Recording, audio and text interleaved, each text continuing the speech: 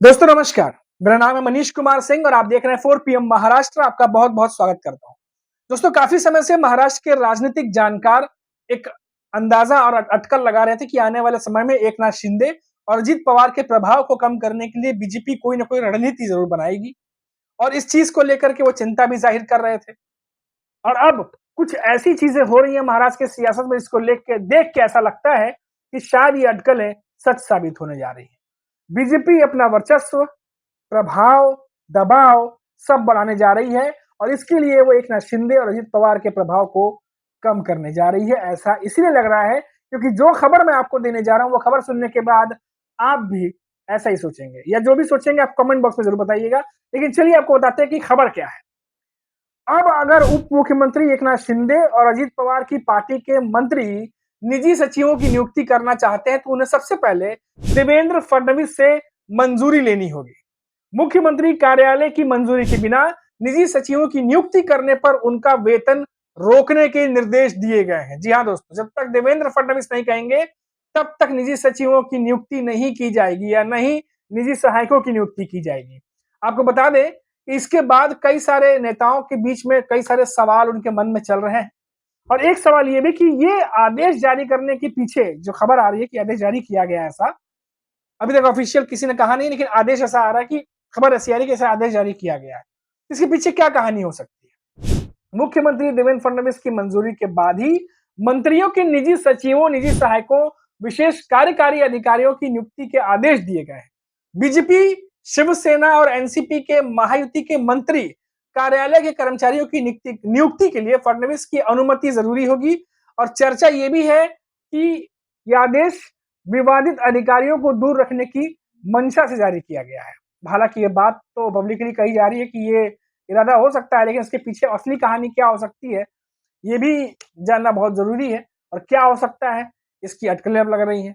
आपको बता दें कि ऐसा पहली बार नहीं है कि देवेंद्र फडणवीस की तरफ से कोई ऐसा फैसला लिया गया हो। विभागों के बंटवारे के बाद निजी सचिव, निजी सहायक, विशेष कार्यकारी अधिकारी पद के लिए अब कई सारे अधिकारी सामने आने लगे हैं, मैदान में आने लगे हैं।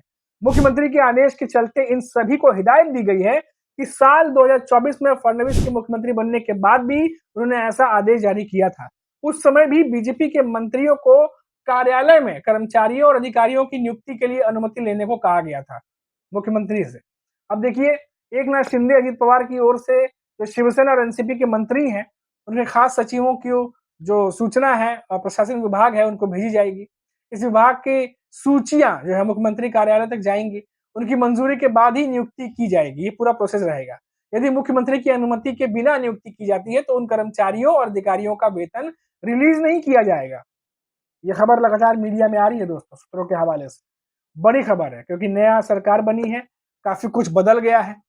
अब ऐसे में मंत्री क्या कह रहे हैं, जो खबर आ रही है, जो जानकार से बात करने के बाद, तमाम लोगों से बात करने के बाद जो शुरुआत में दबे जुबान जो बात सामने आ रही है, वो ये है कि शिवसेना और एनसीपी के कुछ मंत्रियों ने कहा है कि अभी तक ऐसा कोई आदेश उन्हें नहीं मिला है। उन्होंने कहा है कि हम निजी सचिवों और अन्य कर्मचारियों की नियुक्ति करते समय एकनाथ शिंदे और अजीत पवार से मंजूरी लेंगे। तो अब देखिए दोस्तों, एकनाथ शिंदे की जो पार्टी के नेता हैं, वो एकनाथ शिंदे से मंजूरी लेने की बात कह रहे हैं और अजीत पवार के एनसीपी के नेता अजीत पवार से। लेकिन जो खबर है, जो मैं आपको बता रहा हूं, अगर उसकी माने तो आदेशानुसार अब मंजूरी जो है, जो मंजूरी है वो सीएम देवेंद्र फडणवीस ही देंगे। उन्हीं के अंदर जो है ये सारी चीजें रखी गई हैं। अब देखते हैं कि इस चीज को किस तरीके से जो तमाम नेता है वो लेते हैं। लेकिन इतना जरूर है कि ये खबर आने के बाद सभी को ये लग रहा है कि धीरे धीरे बीजेपी जो है वो महाराष्ट्र की राजनीति में अपना दबाव, अपना प्रभाव और अपना वर्चस्व सब कुछ बढ़ाना चाहती है, जो 2019 के बाद से कहीं कम हुआ था। क्योंकि 2019 में उद्धव ठाकरे सीएम थे, 2022 में एकनाथ शिंदे बन गए और अब 5 सालों बाद जब मौका मिला है, तो अब बीजेपी चाहती है कि यहाँ से अब सब कुछ उसके हिसाब से चले। अब तक तो देख करके यही लग रहा है।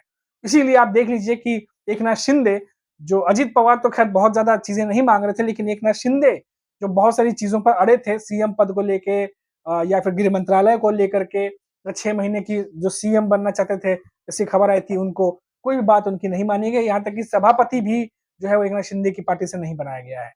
तो अब देखते हैं कि आगे किस तरीके की राजनीति जो है वो मोड़ लेती है। लगातार उठापटक चल रही है महाराष्ट्र की राजनीति में और ये लेटेस्ट खबर थी जो मैंने आप तक पहुंचाई।